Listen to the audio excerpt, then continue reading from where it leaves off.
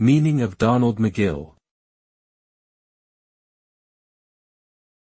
Donald McGill. Donald McGill. Donald McGill.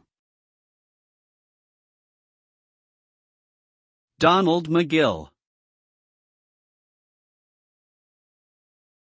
Donald McGill was a British artist famous for his saucy seaside postcards.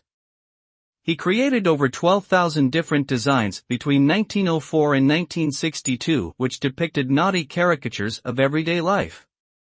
These postcards were very popular in Britain from the 1930s to the 1950s and could be found in almost every seaside resort across the country. Despite their widespread popularity, his cards were often controversial and he was twice prosecuted under the Obscene Publications Act. Today, McGill's work is considered a nostalgic relic of a bygone era of British seaside culture.